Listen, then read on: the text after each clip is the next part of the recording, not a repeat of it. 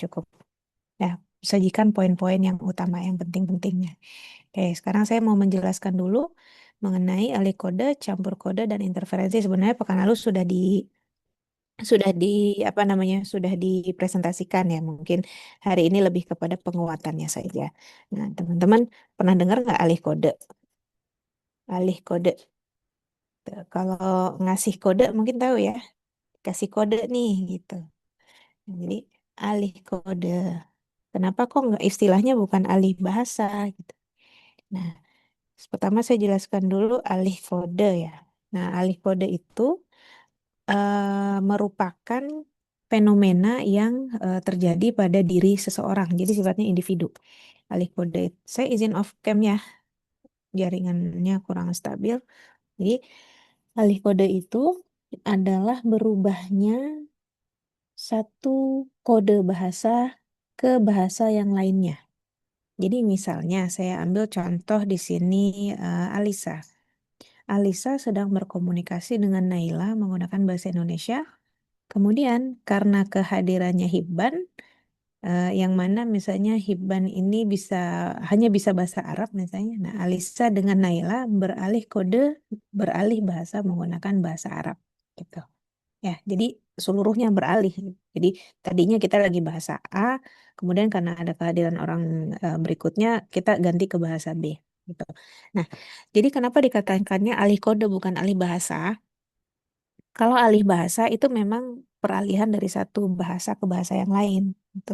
Nah, tapi itu termasuk dalam ragam alih kode. Tapi kalau dalam alih kode itu peralihan dari ragam resmi ke ragam santai dan sebaliknya itu juga dianggap sebagai alih kode. Makanya yang digunakan adalah kode, bukan bahasa. Jadi misalnya sedang berkomunikasi menggunakan Arab Fusha, kemudian beralih ke bahasa Arab Amiyah. Itu kan sama-sama di satu bahasa ya, tapi ragamnya yang berpindah. Nah, itu tetap dikatakan sebagai alih kode. Nah, mengapa seseorang itu atau orang yang sedang berkomunikasi itu melakukan alih kode? Itu pertama kali memang karena adanya perubahan situasi.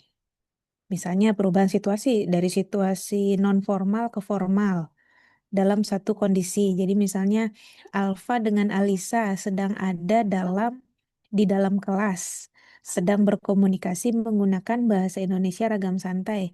Kemudian saya masuk kelas. Kebetulan Alfa dengan Alisa presentasi. Nah, kemudian Alfa dengan Alisa beralih kode menggunakan ragam resmi dari bahasa Indonesia. Tadinya berkomunikasi pakai ragam santai, terus kalian menyesuaikan kondisi karena adanya perubahan situasi. Tuh. Nah, alih kode itu bisa terjadi karena memang satu adanya perubahan situasi, kedua kehadiran orang ketiga dalam percakapan kalian, atau kehadiran orang yang tidak memahami bahasa yang sedang kalian gunakan. Gitu. Nah, alih kode itu sifatnya sadar dan ada sebabnya. Gitu. Nah, ini fenomena kebahasaan. Pernah nggak kalian melakukan alih kode? Eh, Kalaupun bukan beralih dari bahasa satu ke bahasa yang lain, mungkin misalnya dari ragam resmi ke ragam santai gitu.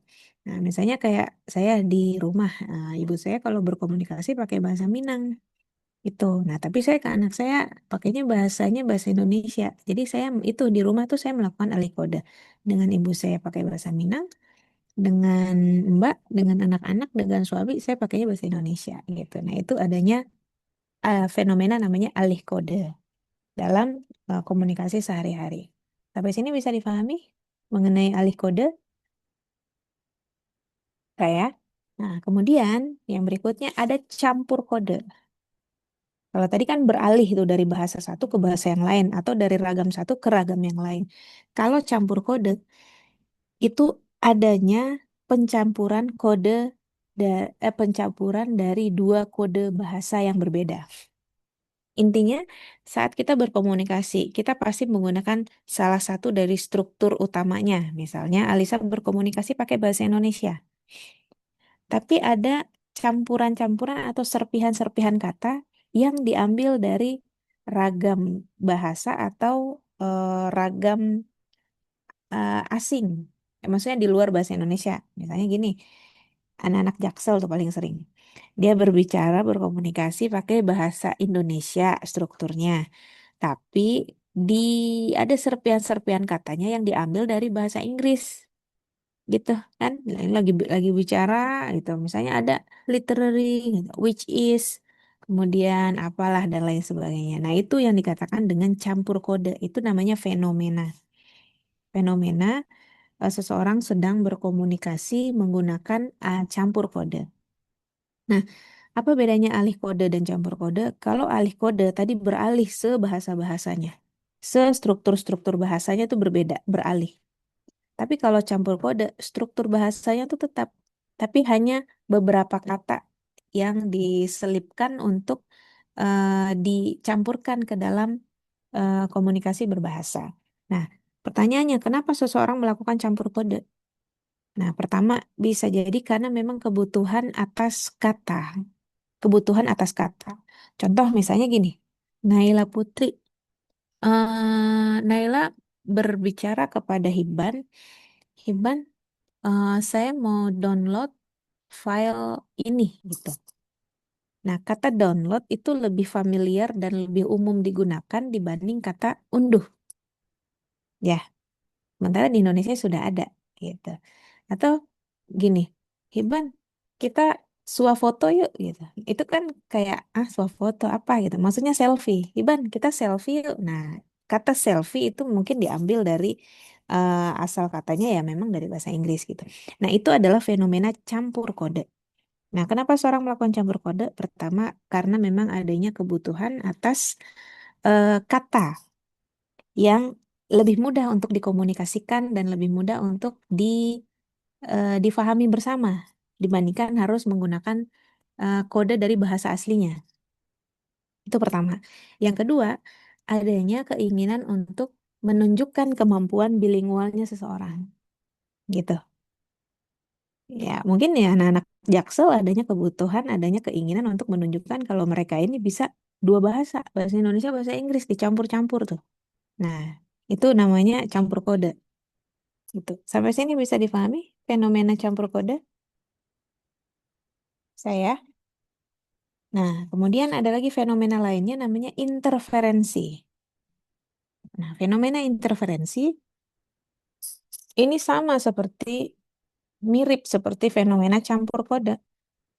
Tapi kalau interferensi ini sudah lebih jauh karena interferensi ini dianggap sebagai pengacauan bahasa. Dia mengacaukan bahasa. Kenapa? Karena dalam interferensi ini ada hal-hal atau ada kaidah yang dilanggar. Misalnya, Alfa, Alfa mau bicara ke Najla. Najla, kakak saya mau merit besok. Kan ada kata merit di tengah-tengahnya. Kakak saya mau merit besok gitu. Nah, kalau menurut kita itu kan biasa ya ada kata merit. Tapi kalau dalam struktur bahasa aslinya kata merit itu kan artinya sudah menikah. Sementara dia mau berbicara besok gitu. Nah, itu kata-kata merit yang tidak pas berada di posisi struktur yang tersebut. Nah, itulah yang dikatakan sebagai interferensi. Nah, interferensi ini oleh pakar dianggap sebagai fenomena pengacauan atau kekeliruan yang digunakan dalam komunikasi berbahasa. Kalau campur kode dia tidak ada kekeliruan. Jadi memang pas diposisikannya di tempat tersebut gitu. Jadi dia menggunakan strukturnya ya juga ya struktur yang benar, menggunakan katanya juga kata yang relevan atau yang sesuai gitu. Tapi kalau interferensi di sini ada kekeliruan yang terjadi. Nah, interferensi ini bisa dilihat dari sudut fonologi, morfologi, sintaksis, semantik, bahkan budaya. Kalau misalnya dari interferensi fonologi, jadi adanya kekeliruan saat seseorang mau berkomunikasi atau mau mengatakan suatu kata, tapi dia melakukan pengacauan. Contohnya, biasanya ini terjadi pada orang-orang yang sedang mempelajari bahasa Arab. Ada misalnya dari latar belakang apa namanya Sunda. Nah, umum kan dikatakan bahwa orang Sunda itu susah untuk menyebutkan bunyi-bunyi F, bunyi F gitu ya, F dengan V susah. Jadinya fiil jadi piil. Nah, itu namanya interferensi itu. Fiil jadi piil. Nah, itu interferensi. Termasuk misalnya ada cerita tentang orang Batak. Orang Batak datang ke Jakarta, kemudian dia mau ke daerah Tebet. Nah, orang Batak ini bertanya ke polisi, Pak, Tebet di mana? Katanya gitu. Terus kata Pak polisinya, bukan Tebet, Bu, tapi Tebet. Nah, itu kata itu termasuk dalam interferensi karena adanya kebiasaan dari bahasa aslinya yang mana itu mengacaukan bahasa Indonesia. Nah, kemudian si orang Batak ini sudah sampai di Tebet. Nah, kemudian dia bertanya lagi ke polisi yang lain. Karena dia berasumsi bahwa oh ada bunyi kalau di sini berarti bunyi itu dibacanya e. Kemudian dia nanya lagi ke polisi, Pak, menteng di mana? Katanya gitu. Terus kata Pak polisnya, bukan menteng, Bu, tapi menteng. Loh, tadi saya udah bilang tebet, dibilangnya tebet. Nah, itu fenomena ya, itu fenomena interferensi. Nah, interferensi dalam bentuk fonologi. Jadi interferensi fonologi itu adalah sistem suatu bahasa yang dikacaukan karena terbawanya kebiasaan dari bahasa yang sedang atau yang biasa digunakan. Tuh. Nah, kalau kita di Indonesia sama banyak juga nih yang melakukan interferensi saat sedang mempelajari bahasa Arab, main diterjemahkan aja gitu ya. Misalnya kalau di Sunda eh, apa kumaha damang gitu kan. Apa kabar gitu ya. Kalau di kita kan di bahasa Arab kan kaifa haluk untuk memadankan bagaimana kabarnya. Nah, kalau dia begitu menerjemahkan kaifa jayid kata dia gitu. Karena dia menerjemahkan kumaha damangnya ke bahasa Indonesia, padahal itu interferensi. Orang Arab sendiri juga maksudnya apa nih, dia bertanya apa kaifa jayid gitu. Nah, jadi interferensi ini adalah fenomena pengacauan atau kekacauan bahasa yang mana adanya penyimpangan-penyimpangan yang digunakan dalam satu bahasa karena memasukkan sistem dari bahasa lain tapi tidak pas, betul, tidak tepat pada tempatnya. Nah, tapi interferensi ini tidak selamanya.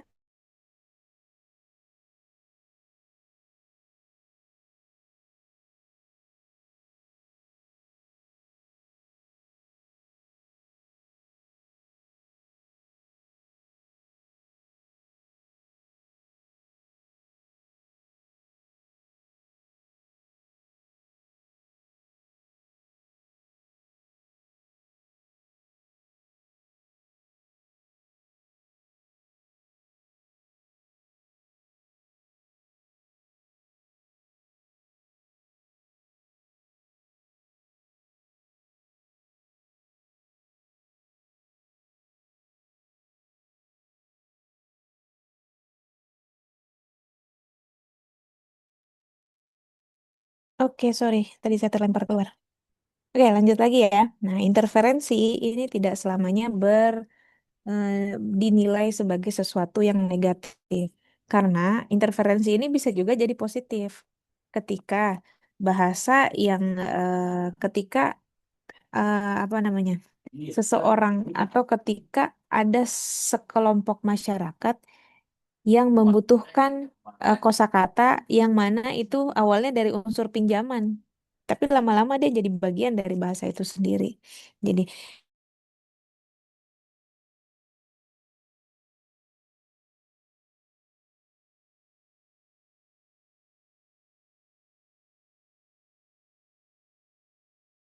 sang Belanda dulu ngomongnya Zursak, tapi orang kita dengernya Sirsak gitu. Nah, tapi karena kita memang tidak punya padanan untuk menyebutkan kata itu, ya kita sebutnya Sirsak gitu. Nah, jadi interferensi itu terkadang bisa menimbulkan kosakata baru di bahasa tertentu, di sistem bahasa tertentu. Gitu. Seperti itu ya untuk alih kode, campur kode, interferensi, dan integrasi ya. Kalau interferensi yang sudah apa namanya terlalu jauh dan memang ternyata dibutuhkan ya dia akan berintegrasi ke dalam bahasa yang dibutuhkan. Oke, sekarang kita lanjut ke kelompok 4 dengan kelompok 5 ya. Kelompok 4 akan menyampaikan tindak tutur, maksim, dan kesantunan. Kelompok 5 akan menyampaikan variasi bahasa. Silahkan. Kelompok 4 dulu yang presentasi. Ya, tapi Ustazah izin share screen. Ya, Alfa, silahkan. Alfa, diatur. paling lama 20 menit. Ya, Diatur oleh siap Alfa insya Allah. ya. Presentasi teman-teman. Silakan. Bismillahirrahmanirrahim. Assalatu wassalamu ala Rasulillah wa ala alihi washabihi ajmain amma ba'du. Nah, yang terhormat dan kami muliakan itu Profesor Dr. Zainal Rafli dan juga Ustazah Dr. Putri Zuhardi selaku dosen pengampu mata kuliah sosial linguistik kita pada kali ini dan juga teman-teman semua yang kami cintai dan kami banggakan. Nah, di sini kami menindaklanjuti dari apa materi yang sudah disampaikan oleh Ustazah Putri kan sebelumnya sudah belajar tentang alih kode, campur kode dan interferensi dan sekarang itu masuk ke dalam tema bicara dan tindakan yang dimana secara mengerucutnya itu ada tindak tutur, maksim dan kesantunan berbahasa. Nah, di sini kita dari kelompok 4 yang beranggotakan yaitu Ana sendiri, Alfa Najwa selaku moderator pada kesempatan kali ini, dan juga dari rekan Ana Alisa Rahmania, kemudian Azina Humaira, dan yang terakhir ada Naila Putresana. Boleh di next slide.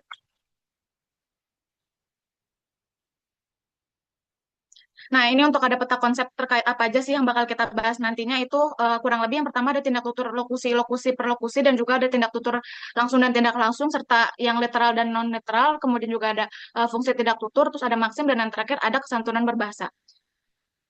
Boleh next slide. Nah, untuk selanjutnya dipersilakan kepada rekan Ana Tinala Putri untuk melanjutkan pengertian dari tindak tutur. Kepadanya dipersilakan. Oke, baik. Terima kasih atas kesempatannya. Masuk ke bagian yang pertama, yaitu apa itu tindak tutur.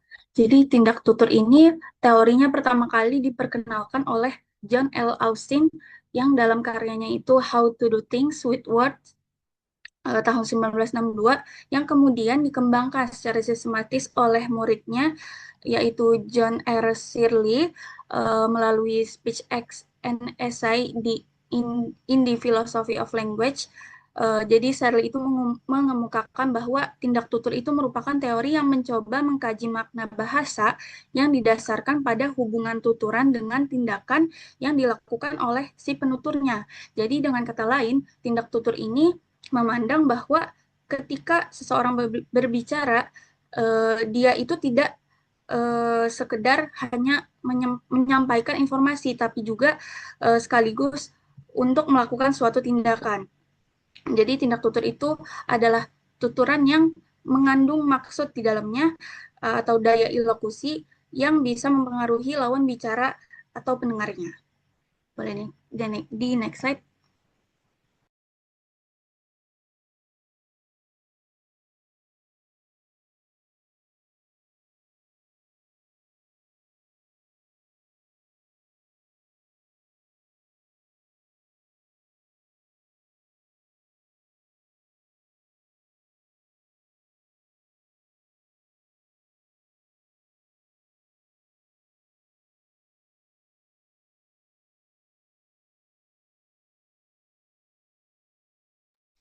Oke, next selanjutnya yaitu fungsi tindak tutur. Nah, fungsi tindak tutur menunjukkan tujuan seseorang saat berbicara dalam komunikasi. Setiap tuturan memiliki maksud tertentu. Nah, seperti meminta, bertanya, atau memberi perintah. Dengan memahami fungsi ini, komunikasi menjadi lebih jelas dan efektif. Nah, untuk beberapa fungsi pentingnya, yaitu yang pertama ada permintaan. Artinya, ketika kita minta tolong atau bantuan. Nah, yang kedua ada pertanyaan, yaitu untuk mencari informasi. Yang ketiga ada perintah, yaitu menyuruh melakukan sesuatu. Dan keempat, larangan untuk mencegah tindakan. Yang kelima, pemberian untuk memberi izin atau persetujuan. Yang keenam ada nasihat dan memberi saran perintah. Saran atau petua.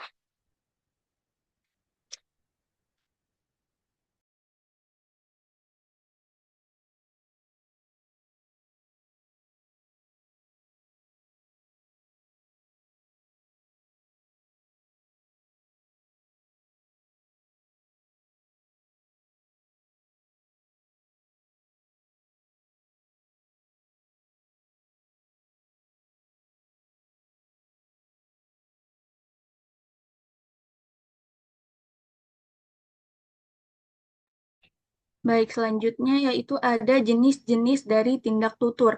Jadi tindak tutur ini diklasifikasikan menjadi 3 bagian, yaitu ada tindak tutur ilokusi, tindak tutur lokusi, tindak tutur ilokusi, dan tindak tutur perlokusi. Boleh di next kembali ke slide sebelumnya, Maira. Ini udah yang kedua.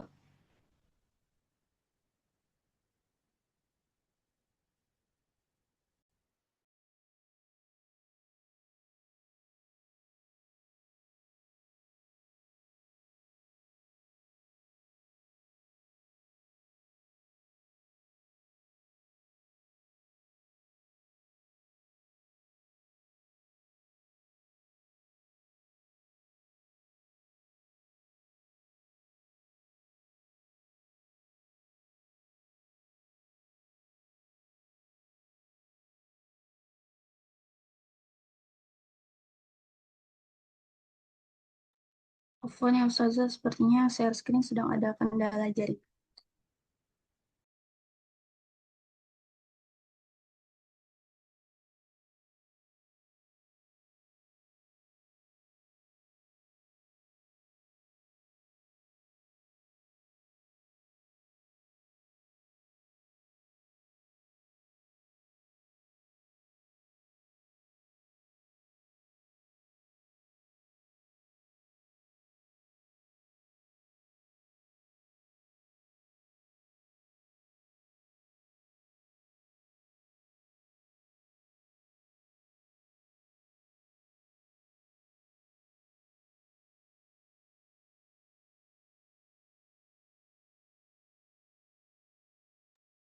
Oke, baik.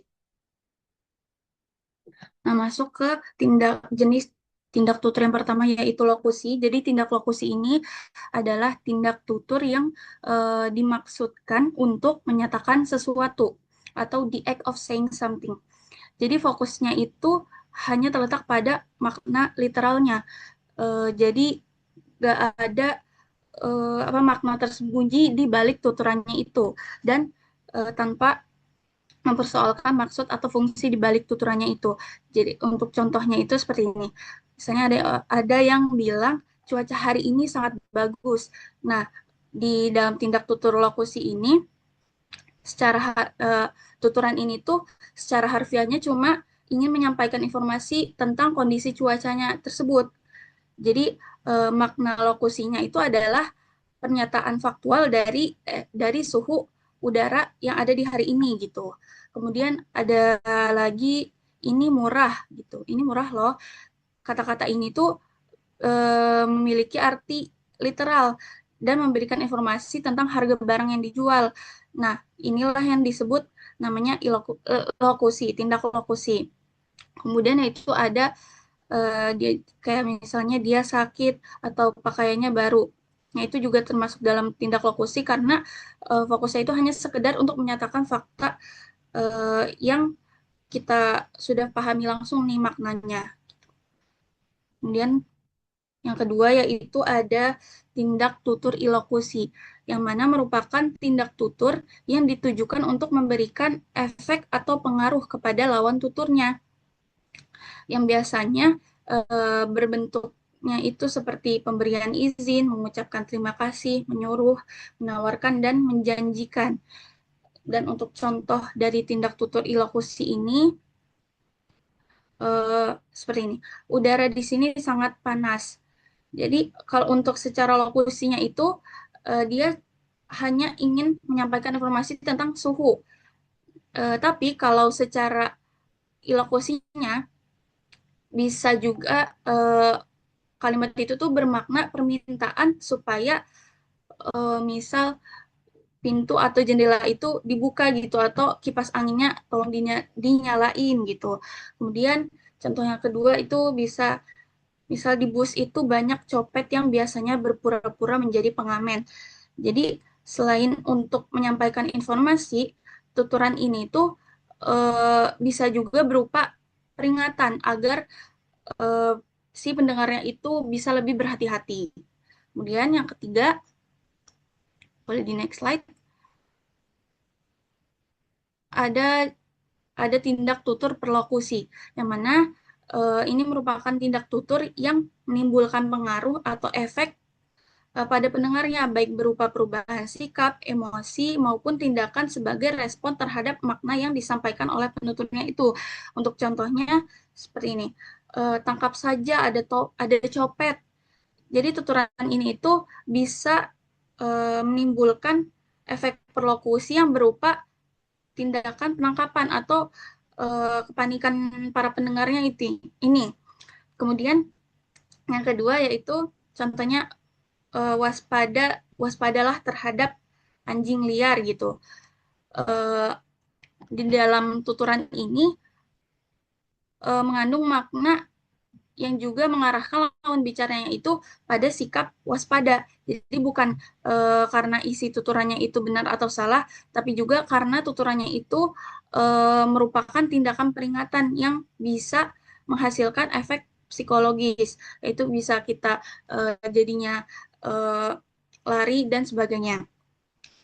Kemudian juga contohnya ada di gang ini sering terjadi perampokan.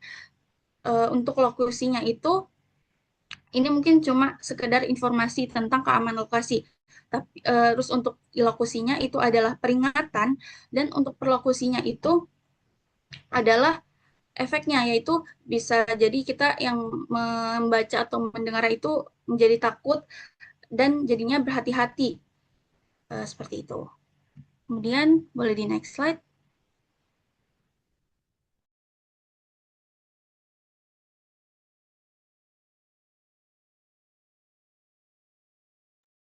Bisa dilanjutkan oleh Maira. Oke, masuk ke jenis tindak tutur. Yang pertama tuh ada langsung. Nah, kalau langsung itu contohnya tutup pintu itu kalimat tersebut langsung bermaksud untuk menyeru seseorang untuk menutup pintu.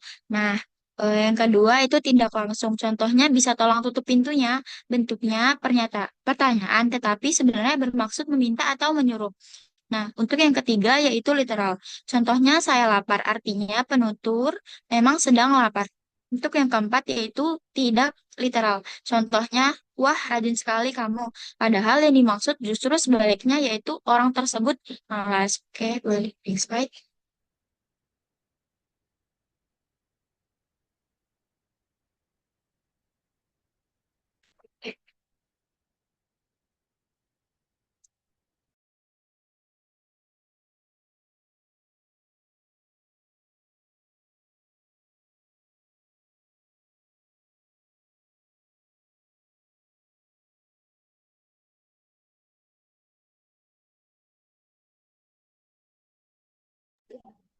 Oke, Bismillahirrahmanirrahim. Apakah suara saya terdengar?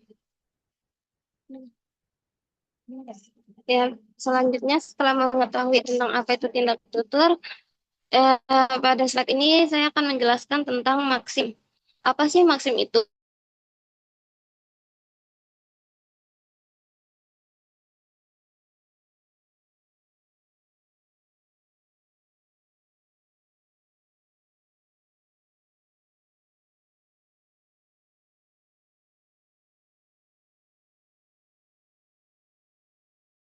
Ajaran atau kebenaran umum tentang sifat-sifat manusia yang juga dikenal sebagai aforisma ataupun peribahasa. Yang mana hal ini juga sejalan dengan konteks kebahasaan yang lebih luas. Yakni maksim berisi tentang kaidah kebahasaan di dalam interaksi lingual, yakni kaidah-kaidah untuk mengatur tindakan, penggunaan bahasa, dan juga interpretasi terhadap tindakan serta ucapan lawan tutur. Nah, kajian pragmatik ini pertama kali dikemukakan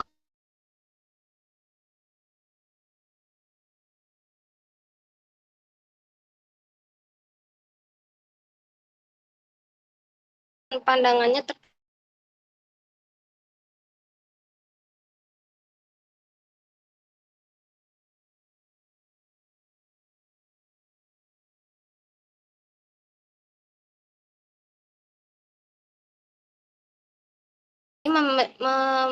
menyampaikan maksudnya secara langsung atau secara literal.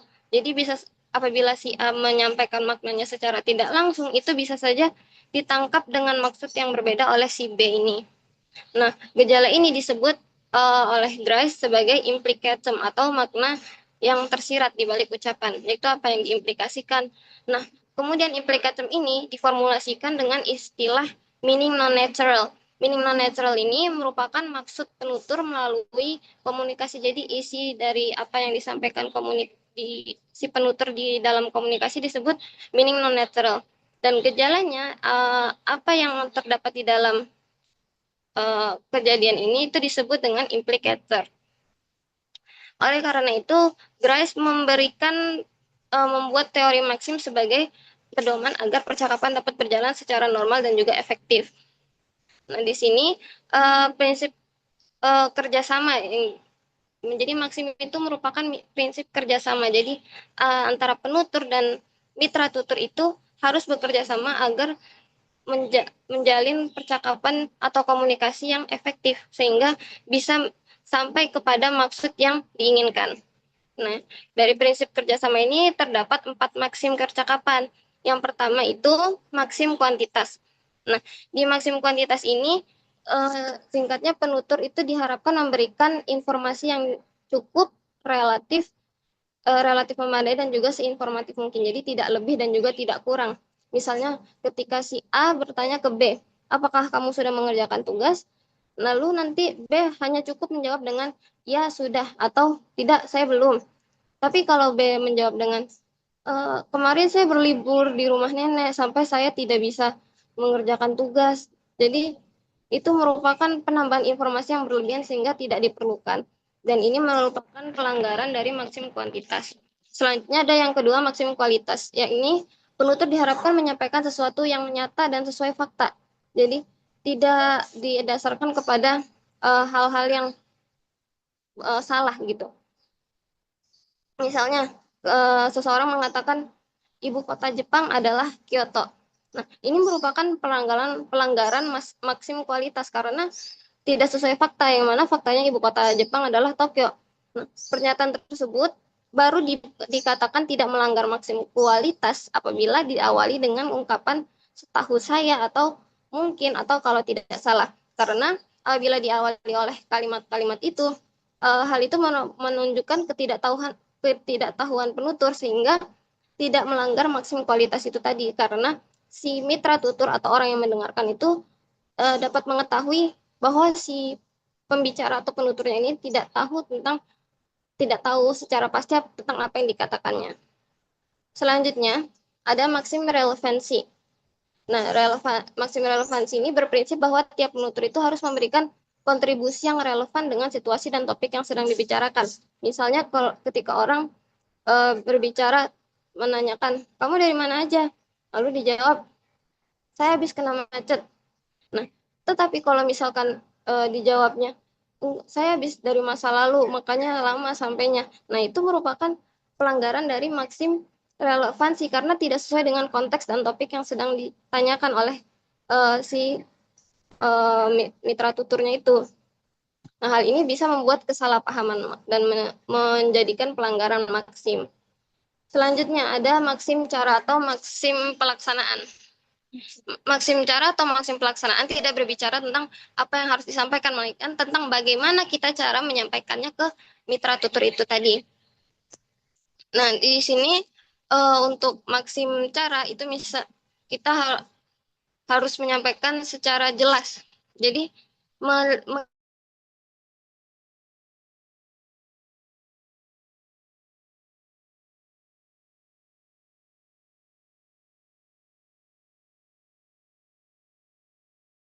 kesantunan karena menghindari sikap frontal atau to the point itu, karena mereka cenderung menjaga perasaan lawan bicaranya. Misalkan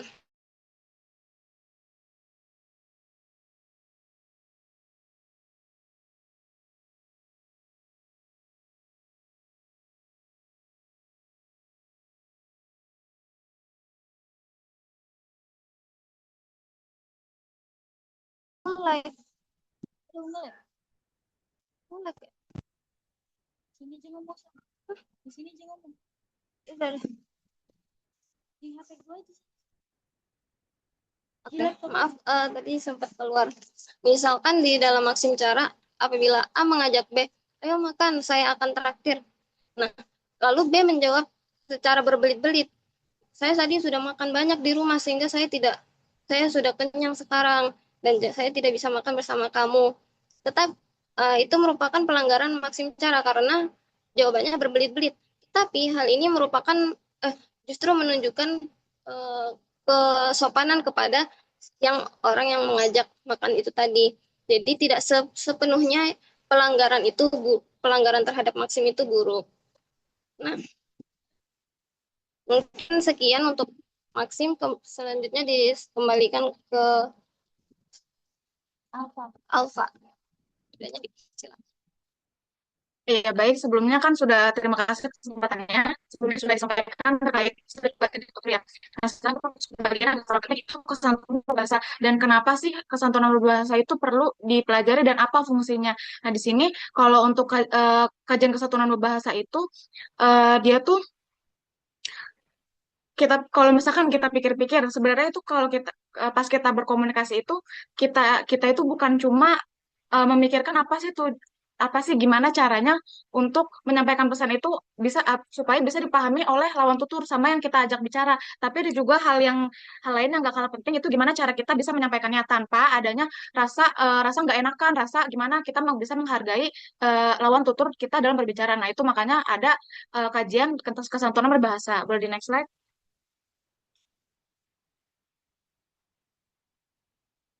Nah, untuk selanjutnya di sini ada teori kesantunan itu dipakai ada dua yang paling sering digunakan itu ada Brown dan Levinson dan juga ada Leach. Nah, untuk Brown dan Levinson itu dia pakai yang sering disebut itu problem cut face. Nah, di sini tuh yang pertama itu ada namanya muka positif, yang dimana dia tuh ingin diakui atau dihargai. Nah, di sini sebenarnya mukanya tuh bukan dalam bentuk wajah secara fisik, tapi lebih ke citra diri seseorang.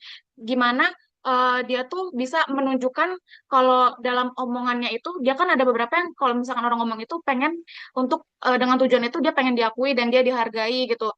Terus juga ada muka negatif yang dimana keinginan untuk orang tidak merasa ditekan atau direpotkan oleh orang lain dan juga ada di sini kesantunannya itu jadi gimana kita bisa ngejaga muka kedua belah pihak demi menghindari konflik yang dimana kita bisa memposisikan gimana kita di saat muka positif dan juga muka negatif. Dan untuk yang kedua prinsip kesantunan yang dipakai Leach itu dia tuh lebih praktis gitu, lebih lebih sederhana yang dimana tuh kesantunan itu cuma diukur dari seberapa besar kita bisa berupaya untuk menghindari konflik, gimana kita bisa ngejaga perasaan orang yang kita ajak ngobrol, orang yang ngobrol sama kita itu untuk prinsip kesantunan dari yang dipakai sama Leach. Nah, dia juga merumuskan ada 6 maksim yang bisa digunakan sebagai pedoman bertutur untuk kita sehari-hari. Boleh di next slide? Nah, untuk di sini ada 6 maksim kesantunan yang menurut Leach. Nah, yang pertama itu ada kebijaksanaan, yang di mana di sini itu maksimnya itu kita mengutamakan keuntungan orang lain. Nah, sebagai contoh misalkan gini, kita punya makanan yang di mana kita itu sebenarnya belum makan makanan itu dan kita juga belum makan sama sekali dari pagi. Nah, tapi kita tuh nawarin orang dulu gitu. Kita lebih mengutamakan orang lain dulu dibanding kita. Dan untuk yang kedua itu ada juga kedermawanan yang di mana di sini kita rela menambah beban diri demi orang lain. Misalkan kita biasanya tuh kerjaan tugas nih, tugas kelompok yang dimana ternyata teman itu terkendala gitu untuk mengerjakan tugas yang dimana mungkin entah laptopnya rusak atau jaringan yang bagaimana. Nah, di situ kita nawarin lah untuk ngebantu gitu yang dimana mungkin pekerjaan kita sendiri belum pastinya insya Allah udah selesai, tapi mungkin ada pekerjaan lain yang pengen kita jalanin, yang pengen kita lakuin, tapi kita di sini rela menambah beban diri demi orang lain yang pasti tanpa menggeser kewajiban kita yang utama gitu. Dan untuk yang ketiga ada maksim penghargaan yang dimana di sini kita memuji gitu.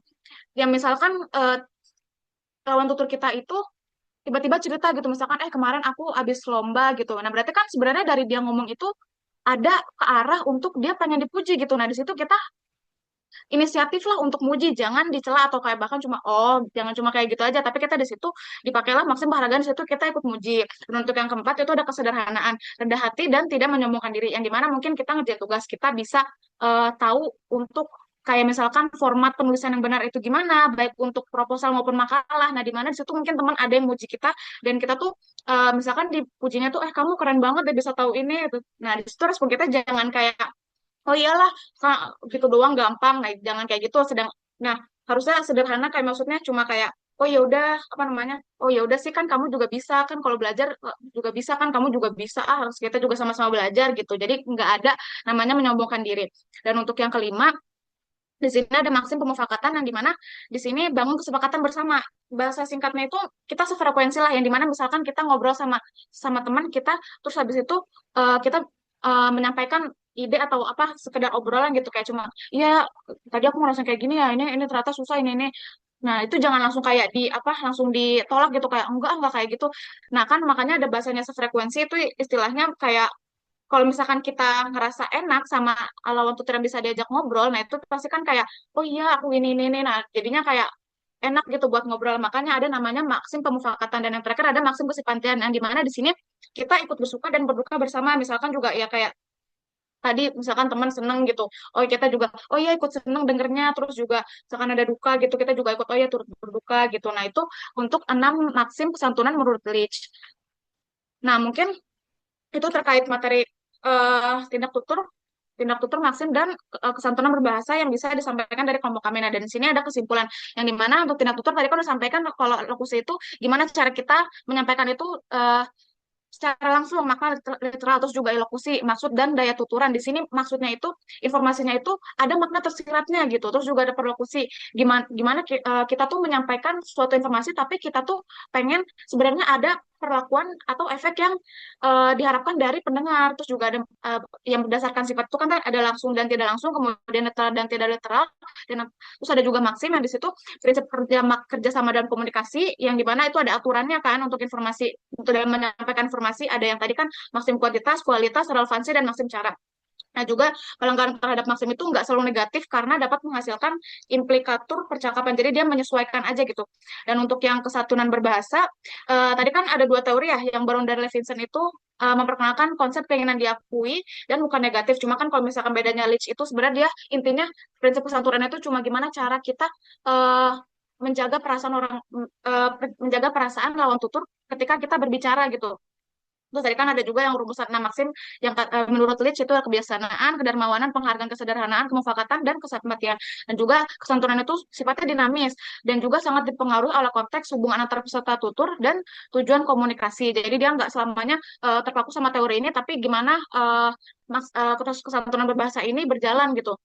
Terus juga dengan memahami ketiga aspek ini, ketiga aspek dari tindak tutur, maksim dan juga kesantunan berbahasa, diharapkan kita bisa menjadi komunikator yang lebih bijak, peka, dan santun dalam kehidupan sehari-hari. Jadi bukan sekedar kita bertindak tutur, kita bertutur sehari-hari, tapi juga gimana kita bisa apa, kita mengetahui gimana nih cara kita untuk menyampaikan informasi dan gimana cara kita ngobrol sama lawan tutur supaya nggak ada konflik dan sampai ada perdebatan gitu. Nah mungkin itu sekian dari kelompok kami mengenai bicara dan tindakan. Boleh di next slide. Nah, untuk selanjutnya ada tanya jawab mungkin bisa ditampung terlebih dahulu ya. eh Apa dari Ustazah Putih kira-kira ada ini, ada saran?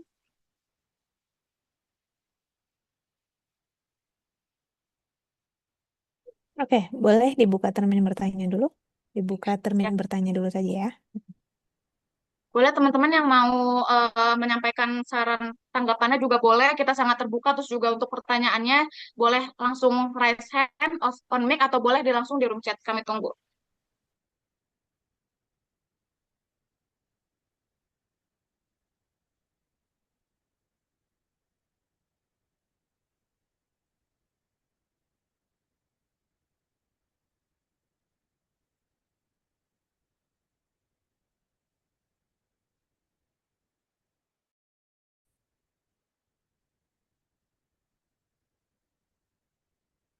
Silakan yang mau bertanya.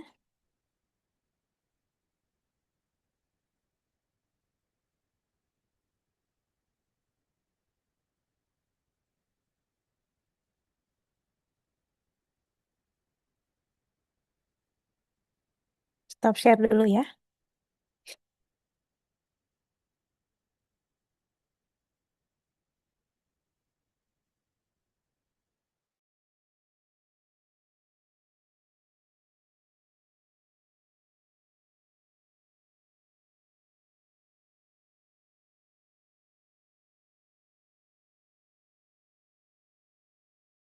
Nina di stop share, Nina. Oke. Tidak ada yang bertanya? Ya udah, kita langsung ke kelompok 5 ya. Nanti mungkin sambil diskusi nanti ya kita bahas bersama lagi tentang tindak tutur ini. Tindak tutur maksim dan kesantunan. Silakan kelompok 5.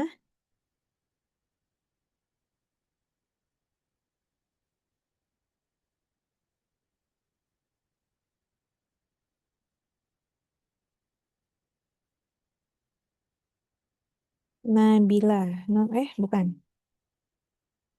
Kelompok. Kelompok. Oh, belum diupload ya oleh kelompok 5 ya.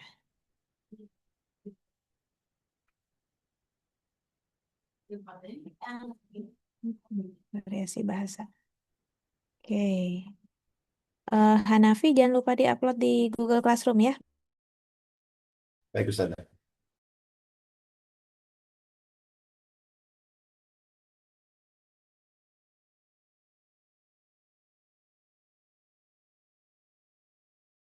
Materinya. Saya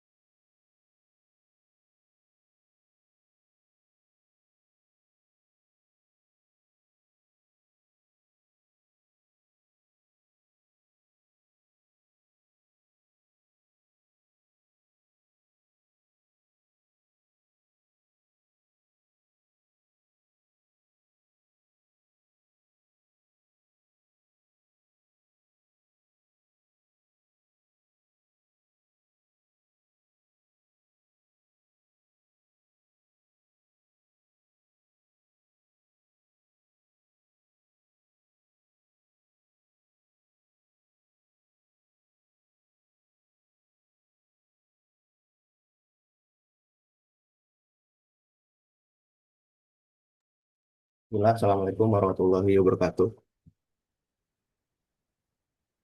Alhamdulillah wassalatu wassalamu ala Rasulillah wa ala alihi wa sahbihi wa man walah wa haula wa la quwwata illa billah amma ba'du.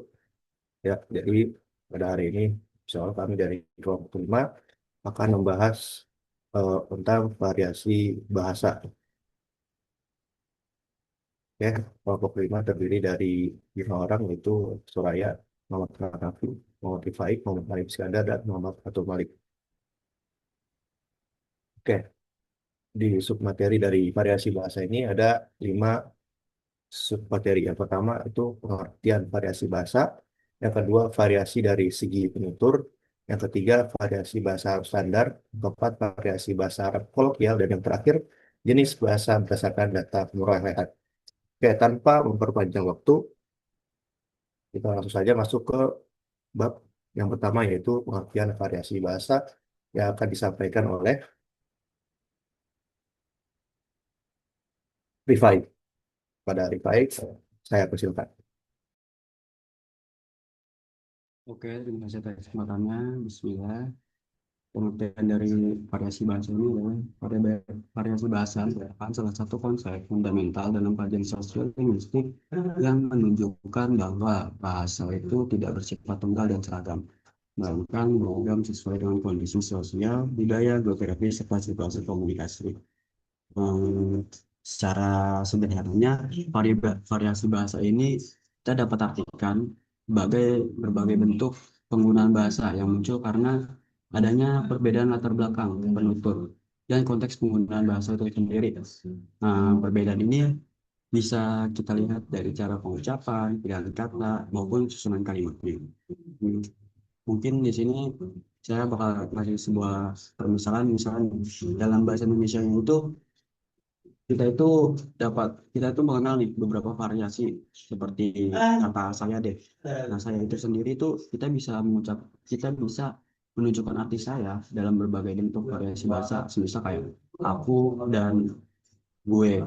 Nah, saya, aku dan gue ini memiliki makna yang sama, tetapi digunakan dalam situasi yang berbeda. Nah, kata saya biasanya digunakan dalam situasi formal, sementara aku dalam situasi santai dan gue dalam percakapan non formal. Hal yang sama juga terjadi dalam bahasa Arab. Untuk menggunakan dalam bahasa Arab sendiri ini umumnya ya kita bisa menggunakan dengan ungkapan kaifa haluk. Nah, sedangkan dalam bahasa sehari-hari di Mesir kita itu bisa menggunakan ya.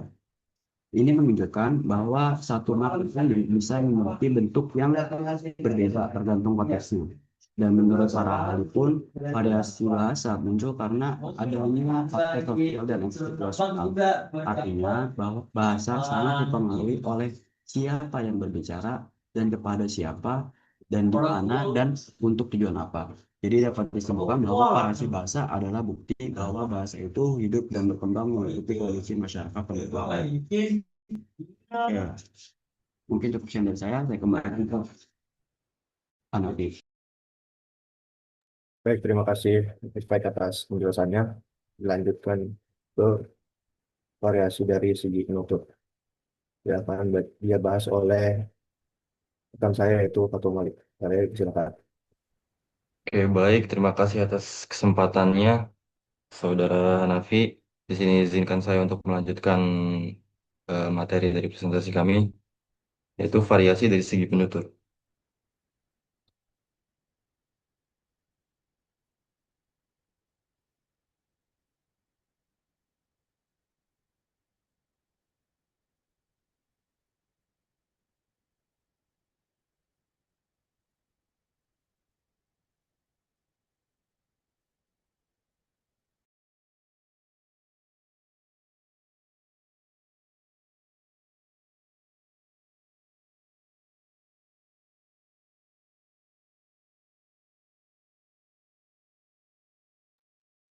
Afwan, tadi sinyalnya hilang-hilangan.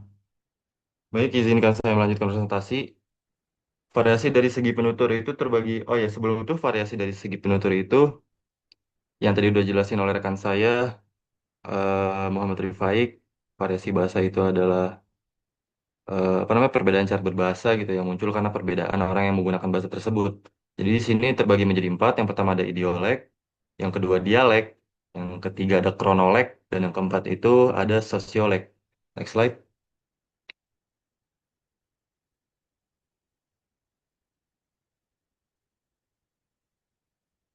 Oke, kita masuk ke jenis pertama yaitu idiolek. Untuk idiolek sendiri itu memiliki pengertian yaitu variasi bahasa yang bersifatnya itu individual. Jadi setiap orang memiliki gaya bahasa yang tersendiri yang sifatnya unik, baik dari segi pilihan kata, pilihan intonasi, maupun cara menyusun kalimat. Untuk ciri-ciri dari idiolek itu ada kayak diksinya itu yang khas atau khusus, intonasi dan gaya bicaranya tertentu, dan kebiasaan penggunaan ungkapan tertentu. Contohnya, seseorang terbiasa mengatakan sebenarnya gini ya di awal ketika memulai pembicaraan. Sebenarnya gini ya. Terus ada juga yang sering menggunakan kayaknya di setiap dia mulai membuka topik pembicaraan atau memulai kalimat gitu. Next slide. Untuk jenis kedua itu ada dialek. Dialek adalah variasi bahasa yang dipengaruhi oleh asal daerah penutur. Ciri-cirinya itu ada di perbedaan pelafalan, perbedaan kosakata, dan terkadang perbedaan struktur kalimat. Contohnya, kalau di bahasa Indonesia, itu kamu mau kemana? Kalau ketika dialek Jawa, itu kowe arep neng di.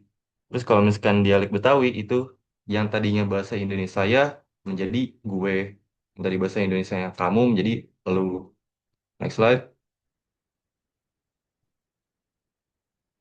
Jenis ketiga itu ada sosiolek. Sosiolek itu adalah variasi bahasa yang dipengaruhi oleh status sosial, pendidikan, pekerjaan, ataupun kelas sosial penutur. Ciri-cirinya itu ada di perbedaan tingkat formalitas, penggunaan istilah tertentu sesuai profesi, dan pilihan bahasa yang mencerminkan status sosial. Contohnya kalau misalkan di dalam bahasa akademik, fenomena tersebut muncul atau menunjukkan adanya korelasi yang signifikan antara bla bla bla. Tuh. Tapi kalau misalkan di bahasa sehari-hari, sepertinya itu saling berhubungan atau itu kelihatannya saling berhubungan. Ini menggunakan bahasa yang agak sedikit formal. Next slide. Jenis yang keempat itu ada kronolog. Yang terakhir, kronolog itu adalah eh, variasi bahasa yang dipengaruhi oleh perkembangan zaman. Jadi cirinya itu munculnya istilah baru atau kosakata baru, terus ada perubahan makna kata, dan adanya pergeseran gaya bahasa. Contohnya, kalau di bahasa kuno atau bahasa lama itu kan orang menggunakan tatkala, yang sekarang kita artiin menjadi ketika. Terus ada bahasa yang sekarang, itu kalau misalkan kita tajuk itu, wih keren, mantap. Terus kalau misalkan bahasa modern, wih goks, oks, mentaps gitu. Goks itu kan gokil, keren, mantap. Oke, next slide. Oke, untuk mungkin cukup sekian ya penjelasan dari saya. Untuk penjelasan berikutnya akan dilanjut oleh rekan saya. Pada Eva dipersilakan. Maaf. Terima kasih atas penjelasannya, Malik. Oke, selanjutnya, materi selanjutnya itu variasi bahasa Arab standar yang akan saya jelaskan. Oke, sebelumnya, seperti yang kita ketahui, bahwasanya bahasa Arab merupakan salah satu bahasa terbesar di dunia yang digunakan lebih dari 300 juta penutur di seluruh dunia. Nah, dalam kajian sosiolinguistik, bahasa Arab itu terkenal dengan keberagaman variasi yang kaya, baik secara fonologis, morfologis, sintaksis, maupun leksikal. Nah, salah satu variasi bahasa Arab yang paling fundamental ialah bahasa Arab standar atau yang dikenal sebagai istilah Fusha. Ya. Jadi bahasa Arab standar dikenal dalam istilah linguistik Arab dengan istilah betul Fusha, yang secara harfiah berarti bahasa yang fasih atau bahasa yang jelas. Istilah fusha berasal dari kata akar fasoha yang bermakna jelas, terang, mudah, dan mudah dipahami. Dalam kajian sosiolinguistik modern, bahasa Arab standar terbagi menjadi dua lapisan utama, yaitu bahasa Arab klasik yang merupakan bahasa Al-Quran dan warisan sastra pra-Islam, serta bahasa Arab modern atau modern standar Arabik atau disingkat MSA yang berkembang sejak akhir abad ke-19 dan awal abad ke-20 sebagai bentuk pembaruan bahasa Arab untuk keperluan kontemporer. Eh, Umumnya bahasa standar atau fusha itu mengikuti kaidah ini. Ada ciri-ciri bahasa Arab standar secara umum ya. Yang pertama itu mengikuti kaidah nahwu dan soruf yang ketat, kemudian struktur kalimat yang lengkap dan formal, dan kosakata yang baku. Memiliki kosakata baku dan universal dan digunakan di seluruh dunia Arab. Oke, selanjutnya. Selanjutnya ialah karakteristik linguistik bahasa Arab standar atau fusha. Bahasa Arab standar memiliki sejumlah karakteristik linguistik yang khas dan mengenakannya dari bahasa Arab lainnya, khususnya bahasa Arab kolokial atau amiyah. Karakteristik ini mencakup aspek fonologi, morfologi, dan sintaksis yang terbentuk melalui proses kodifikasi panjang sepanjang sejarah. Oke, karakteristik yang pertama yaitu dari aspek fonologi. Dalam bahasa Arab standar, huruf-huruf seperti qaf, jim, ta, dan dal dilafalkan sesuai makhrajnya yang asli. Sebagai contoh kata kolam atau pena. Dalam bahasa Arab standar atau fusha dilafalkan kolam dengan bunyi qaf yang kuat dari tenggorokan. Berbeda dengan sejumlah dialek Amiyah yang mengubah bunyi qaf menjadi ga atau ka. Jadi dibacanya galam atau kalam. Selain itu, bahasa Arab standar juga mempertahankan sistem tanda baca vokal atau yang kita kenal sebagai harokat, yang secara penuh terdiri atas doma, kasroh, fathah, dan tanwin, yang juga berfungsi menentukan kedudukan kata dalam kalimat atau yang kita kenal sebagai i'rab. Nah, sistem i'rab ini merupakan salah satu fitur paling khas bahasa Arab standar atau bahasa Arab Fusha yang tidak ditemukan secara konsisten dalam Amiyah. Next, selanjutnya dari aspek morfologi. Nah, bahasa Arab standar itu sangat kaya dan kompleks. Sistem derivasi kata atau istiqoq dalam bahasa Arab standar atau Fusha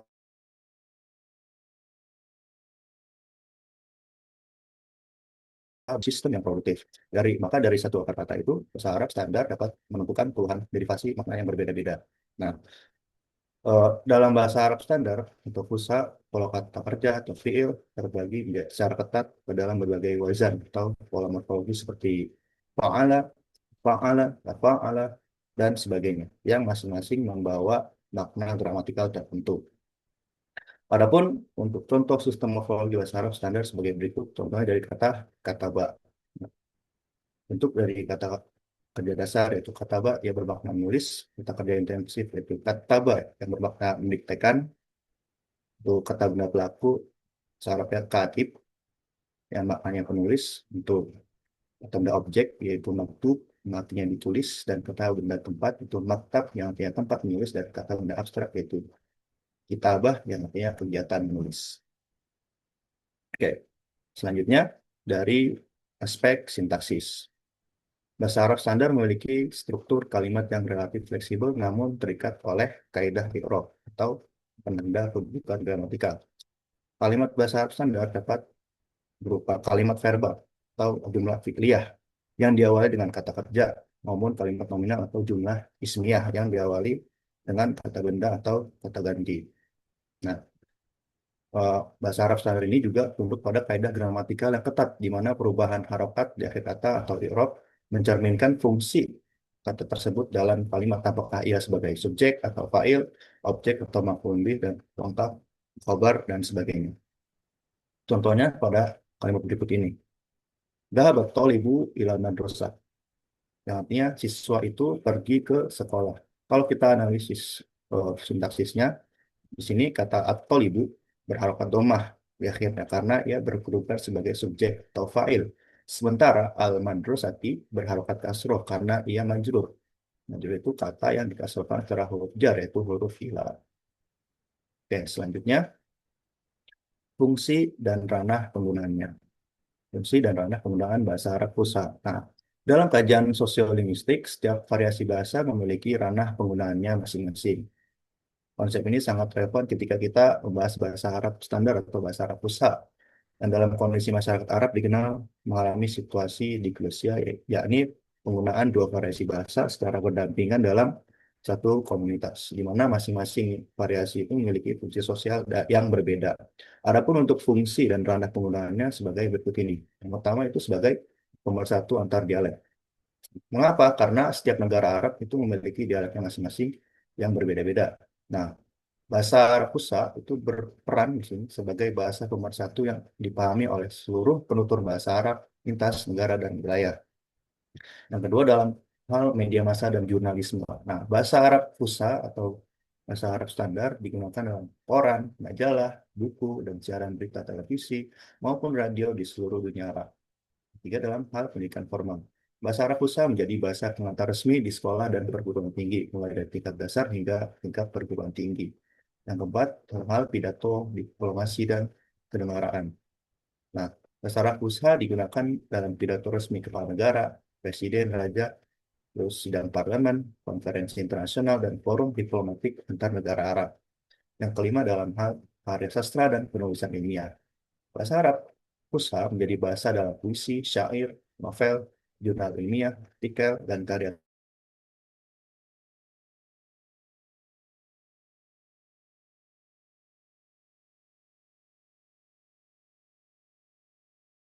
Dan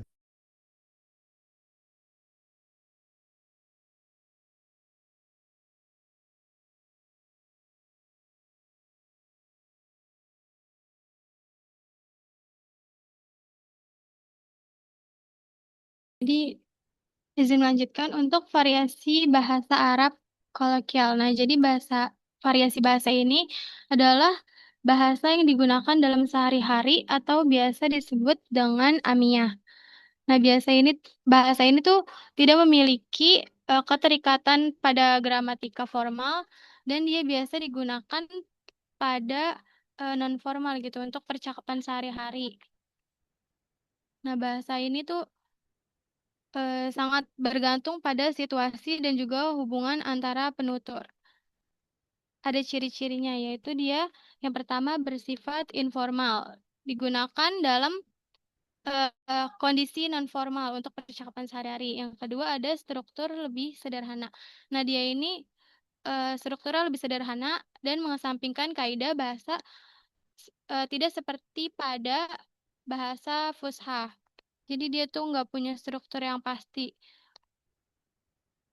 Dia lebih mementingkan kepahaman antara penutur satu dan penutur kedua. Nah, untuk susunannya juga dia cenderung lebih sedikit dan juga lebih praktis.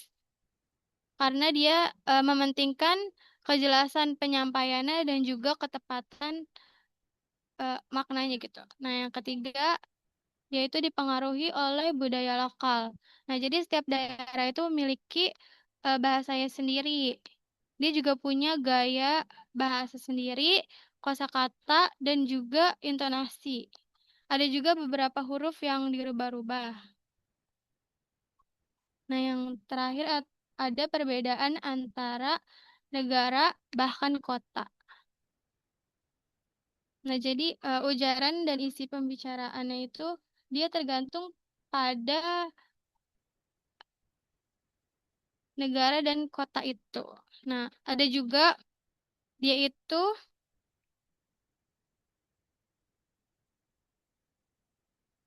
boleh di next.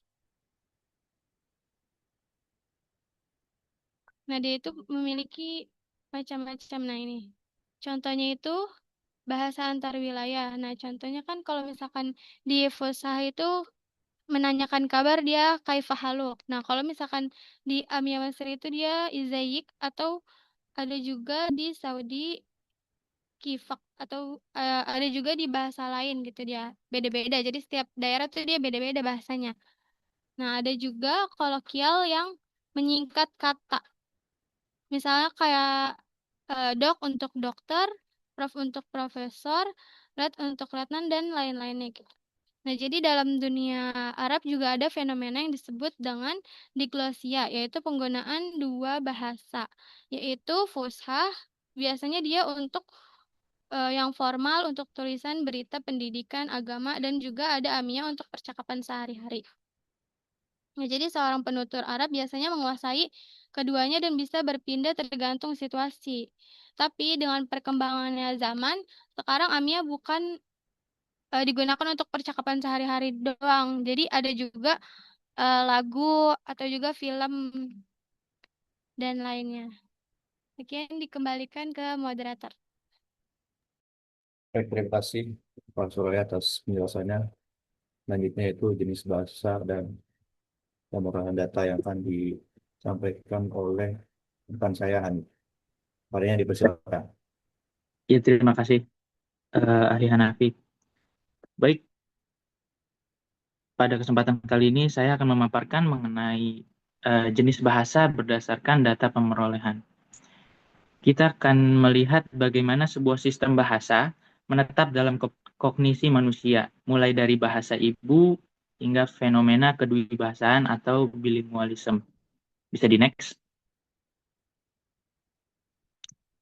Yang pertama di sini kita akan membahas bahasa pertama atau B1.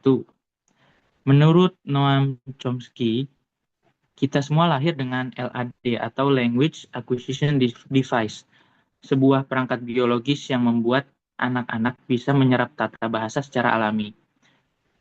Prosesnya pun sistematis, mulai dari tahap meraba atau babbling, seperti bunyi awal vokal atau konsonan, contohnya ba, ba, ba, yang nanti akan bisa menjadi kata seperti baba. Lalu yang kedua, holofrastik, di mana satu kata mewakili satu pesan.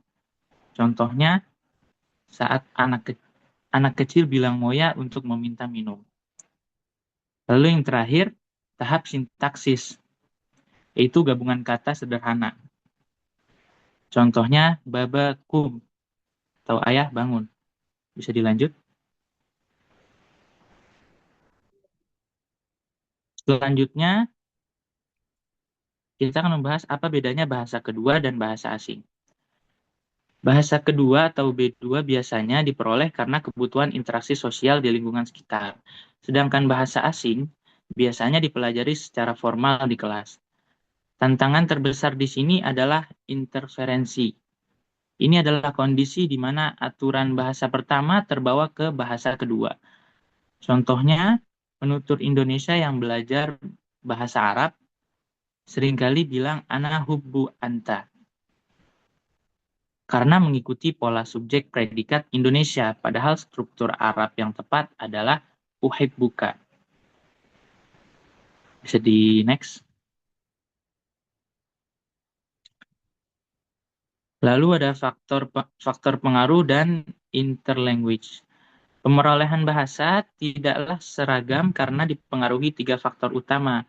Yang pertama, faktor biologis, kematangan otak, periode kritis, dan kesiapan alat ucap yang menentukan kecepatan serapan. Lalu yang kedua, ada faktor lingkungan, kualitas paparan input serta motivasi. Yang ketiga, itu faktor psikis atau faktor kepribadian. Dalam proses belajar ini muncul fenomena interlanguage. Ini adalah bahasa antara, di mana sistem bahasa seseorang masih dinamis, tidak lagi murni bahasa pertama, tapi belum sempurna seperti penutur asli bahasa kedua. Ini adalah fase transisi yang wajar dalam belajar bahasa. Contohnya, seperti pembelajar Arab menggunakan campuran struktur seperti ana, ismu, alih-alih menggunakan ismi yang lebih tepat. Bisa dilanjut. Lalu yang terakhir, ada kedwibahasaan atau bilingualism. Dampak dari proses akhir ini adalah kedwibahasaan. Seseorang bisa menguasai dua bahasa secara bersamaan atau simultan secara bersamaan, simultan, atau berurutan, sekuensial. Dalam sosiolinguistik, kita sering melihat fenomena kode switching atau alih kode, di mana penutur berganti bahasa sesuai konteks. Contoh yang sering kita dengar adalah, ayo kita berangkat sekarang, insya Allah kita akan tawaf bersama. Hal ini menunjukkan fleksibilitas kognitif penutur dalam beradaptasi dengan lingkungan sosialnya. Jadi, pemerolehan bahasa adalah perpaduan antara potensi bawaan manusia dan pengaruh lingkungan yang membentuk identitas linguistik kita. Dengan mungkin sekian penjelasan dari saya kembalikan ke moderator. Oke, terima kasih atas penjelasannya, Hanif. Selanjutnya ialah kesimpulan. Jadi, secara keseluruhan, bahasa adalah sistem yang dinamis dan adaptif. Variasi bahasa itu mencerminkan kompleksitas kehidupan sosial manusia serta menunjukkan bahwa penggunaan bahasa selalu menyesuaikan dengan siapa, bentuknya, dalam situasi apa, dan untuk tujuan apa bahasa tersebut digunakan. Ya, mungkin cukup sekian dari kami. Selanjutnya, apakah ada yang ingin bertanya?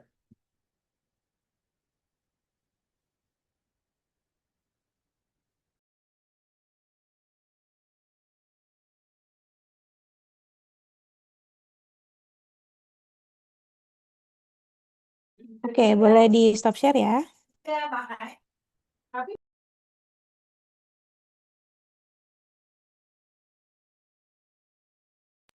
Oke, baik. Ada yang mau bertanya untuk variasi bahasa?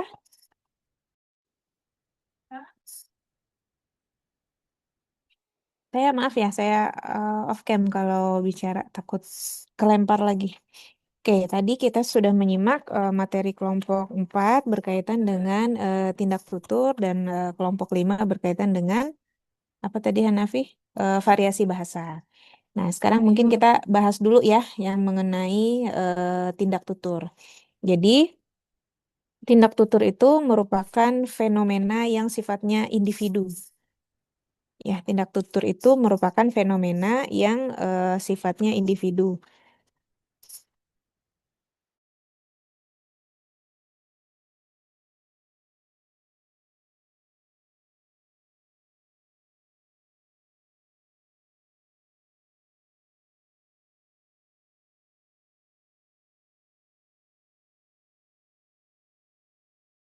Maaf tadi ini ada gangguan sedikit. Jadi tindak tutur itu merupakan gejala yang sifatnya individu, sifatnya psikologis, dan keberlangsungannya ditentukan oleh kemampuan bahasa si penutur dalam menghadapi situasi tertentu. Jadi tadi kelompok 4 sudah menyampaikan bahwa dalam tindak tutur ada istilahnya lokusi, ilokusi, dan perlokusi. Ya, jadi ada 3, ada lokusi, ada ilokusi, dan ada perlokusi. Jadi misalnya saya sedang berkomunikasi dengan Hanafi. Lokusinya adalah apa yang saya utarakan, apa yang saya sampaikan kepada Hanafi.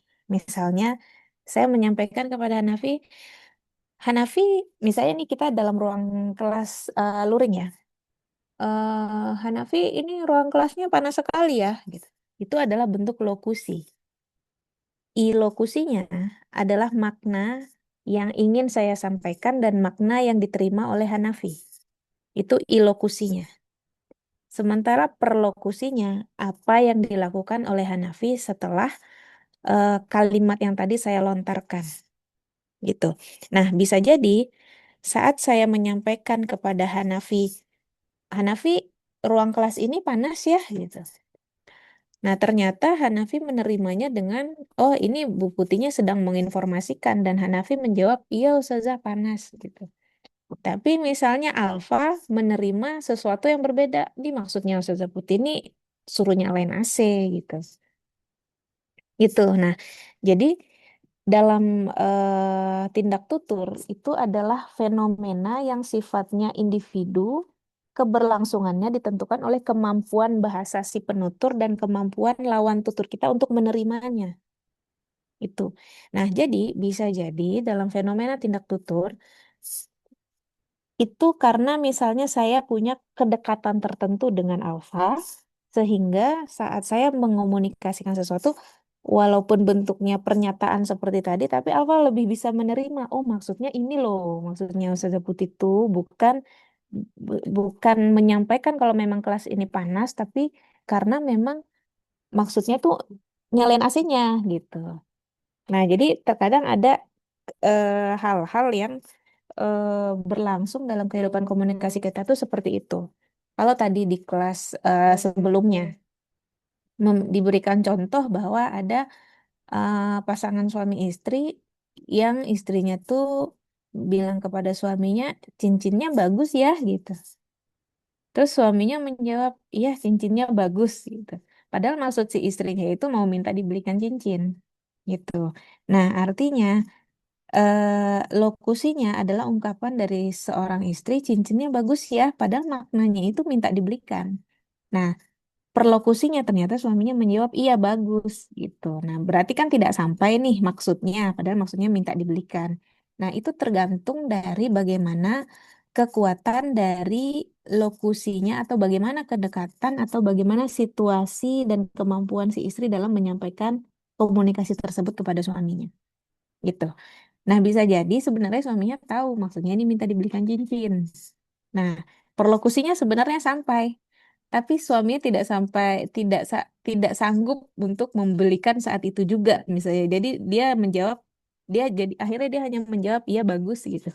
Padahal maksud suaminya bisa jadi memang nggak bisa untuk membayarkan. Nah, jadi dalam peristiwa tutur itu ada hal-hal yang sifatnya terkadang apa yang dikomunikasikan seseorang itu tidak sesuai dengan sengaja dikomunikasikan tidak sesuai dengan bentuk dari kalimatnya gitu. Jadi bentuk kalimatnya pernyataan, padahal tuh sebenarnya dia sedang meminta gitu. Nah, itu ada upaya kesengajaan sebenarnya. Tuh. Kadang kan kita mau meminjam barang teman misalnya, kita suka pakai kalimat tanya ya. Misalnya Alisa mau sholat, kemudian Alisa tahu Naila pasti bawa mukena. Terus Alisa bertanya ke Naila, Naila, eh, tadi saya lihat Naila bawa mukena ya, gitu. Nah, terus Naila di sini menangkap maksudnya Alisa kalau mau pinjam mukena, gitu. Nah, jadi itu padahal kan kalimatnya bentuknya kalimat tanya kan. Bertanya apakah tadi Naila bawa mukena gitu. Tapi Naila di sini menangkap maksudnya bahwa Alisa sedang mau meminjam mukenanya Naila gitu. Nah, itu yang dikomunikasikan dalam bentuk tindak tutur. Jadi terkadang tindak tutur itu memang bentuk kalimat yang diutarakan atau bentuk kalimat yang dilontarkan eh, tidak sesuai, tapi maksudnya diterima oleh si lawan tuturnya. Nah, bagaimana lawan tutur itu menerima itu masuk dalam kekuatan ilokusinya itu sendiri. Nah, jadi kekuatan ilokusinya itu berkaitan dengan kemampuan si penuturnya untuk apa namanya kedekatan si penutur biasanya dengan si lawan tutur. Misalnya kalau kita, misalnya Alisa nggak punya kedekatan dengan Eva Soraya misalnya, terus Alisa bertanya hal yang sama, Eva Soraya sepertinya tadi saya lihat Eva Soraya ada mukena nggak gitu. Jadi Eva Soraya akan menjawab ada gitu. Dan tidak ada inisiatif mungkin dari Eva Soraya untuk menawarkan pinjaman minjem mukenanya gitu.